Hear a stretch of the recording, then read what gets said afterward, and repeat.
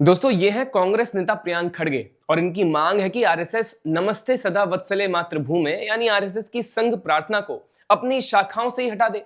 और ऐसा करने के लिए उन्होंने पीएम मोदी के अंदर साहस को ललकारा है। तो हमने सोचा जरा इनके साहस को भी परख लिया जाए, इनकी हिपोक्रेसी के पन्नों को फिर से खोल लिया जाए। असल में कांग्रेस प्रेसिडेंट मल्लिकार्जुन खड़गे के बेटे और कांग्रेस एमएलए प्रियांक खड़गे को लाइमलाइट में आना था। और वैसे भी वंदे मातरम डिबेट में आज जब सब अपने अपने हिस्से का प्रसाद खा ही रहे हैं, तो भाई साहब ने सोचा कि बहती गंगा में हाथ मैं भी धो लूं। कल सर जी ने ट्वीट किया कि पीएम मोदी संसद में वंदे मातरम पर लेक्चर देने से पहले आरएसएस की शाखाओं में नमस्ते सदा वत्सले मातृभूमि की जगह वंदे मातरम को गाना चालू करवाने का करेज यानी साहस ढूंढे।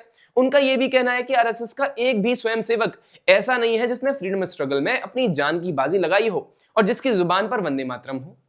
अब यार ये आरएसएस को टारगेट करना, उसके फ्रीडम स्ट्रगल में योगदान पर सवाल करना, ये तो प्रियांक खड़गे का साइड बिजनेस है ही। आए दिन आरएसएस को लेकर के इनके पोस्ट आते ही रहते हैं।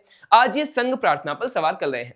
हालांकि वंदे मातरम आरएसएस की शाखाओं या मीटिंग्स में पूरा गाया जाता है। आज ये कह रहे हैं कि नमस्ते सदा वत्सले मातृभूमि को हटाओ, कल कुछ और कहेंगे और इनकी दिक्कत बढ़ती ही रहेगी। हमारी लेकिन दिक्कत इनसे नहीं है, हमें दिक्कत है इनके साहस वाले रिमार्क से। रियली प्रियांक खड़गे, you are asking PM Modi for courage? क्या आपके अंदर साहस है कि आप अपनी दादी और अपनी बुआ की हत्या का बदला ले पाओ या उनके बारे में बात तक कर पाओ? खैर, तुम्हारे पिता कुछ नहीं कर पाए तो तुम तो क्या ही करोगे। दोस्तों आपको अभी समझ नहीं आ रहा होगा कंटेक्स्ट, लेकिन मैं बता देता हूं। प्रियांक खड़गे मल्लिकार्जुन खड़गे के बेटे हैं। वही मल्लिकार्जुन खड़गे जिनके घर को हैदराबाद के निजाम के रजाकारों ने जला दिया था और उनकी मां और उनकी बहन को मौत के घाट उतार दिया था जब वो सिर्फ 7 साल के थे। 1948 में जब हैदराबाद के निजाम के रजाकारों ने, जो एक मुस्लिम पैरामिलिट्री फोर्स थी, उनके गांव वड़ावत्ती पर हमला किया था। ये रजाकार एमआईएम के अंडर काम करते थे और उनका मकसद था हैदराबाद को इंडिया से अलग रखना, मुस्लिम डोमिनेटेड स्टेट बनाना। उन्होंने हिंदूज के खिलाफ बहुत जुल्म किए, कत्लेआम, लूट, आगजनी, और उसी में खड़गे फैमिली का घर जला दिया गया। उनकी मां और उनकी बहन को जिंदा जला दिया गया। मल्लिकार्जुन खड़गे खुद सिर्फ 7 साल के थे, बच गए, लेकिन ये ट्रेजेडी उनकी जिंदगी का हिस्सा बन गई। अब दोस्तों सोचो, इतना बड़ा हादसा, फैमिली के साथ इतनी बर्बरता, ये ऐसा हादसा था कि कोई भी इंसान जिंदगी भर ना भूले। लेकिन ये लोग आज तक इसके बारे में मुंह नहीं खोलते। क्यों? सिर्फ और सिर्फ अपनी वोट बैंक पॉलिटिक्स के लिए। मुस्लिम वोट के लिए चुप रहना पड़ता है ना।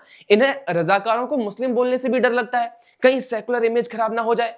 और अब यही प्रियांक खड़गे लेक्चर दे रहे हैं करेज पर। अरे भाई, अपनी दादी और बुआ की हत्या करने वालों के खिलाफ आवाज उठाओ, उन रजाकारों को पब्लिकली कंडेम करो। हिपोक्रेसी की भी हद है। एक तरफ फ्रीडम स्ट्रगल पर आरएसएस को गालियां देनी है, पीएम मोदी के करेज पर सवाल उठाना है, दूसरी तरफ अपनी ही फैमिली के ऊपर हुए जुल्म पर चुप्पी करनी है। मल्लिकार्जुन खड़गे ने कभी स्ट्रेटजी को विक्टिम कार्ड की तरह नहीं खेला, ये उनका कहना है, लेकिन असल में ये चुप्पी ही उनकी दुर्बलता को दिखाता है।